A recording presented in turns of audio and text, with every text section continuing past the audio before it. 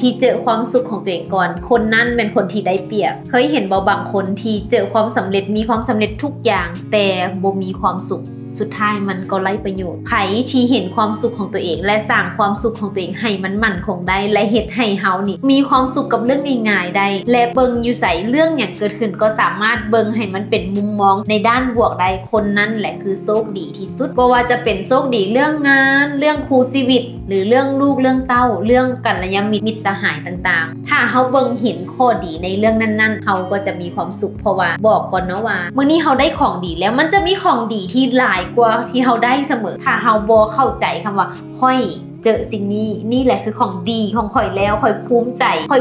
กับสิ่งที่ข่อยมีแล้วบ่ว่าจะเป็นคู่ฮักเป็นเงินเป็นเวียกสิ่งพวกเนี้ยถ้าเฮาเข้าใจคำว่าค่อยภูมิใจแหงกับสิ่งที่ข่อยมีเจ้าจะมีความสุขมหาศาลเห็นดอกไม้เจ้าก็สิมีความสุขเห็นนกบินเจ้าก็สิมีความสุขฉะนั้น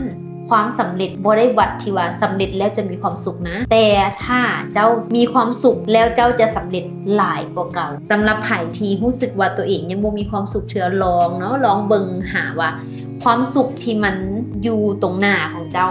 ลมพัดเย็นได้มีความสุขได้ลองฝึกเรื่องพวกนี้แล้วเจ้าจะเป็นคนที่มีความสุขกับเรื่องง่ายๆคือเดี๋ยวบ่ดนเจ้าจะเป็นคนหนึ่งที่ทั้งสุขและสำเร็จอยู่ในตัวเนาะสำหรับคลิปนี้ลาไปก่อนแล้วเจอกันใหม่ในคลิปหน้าสบายดี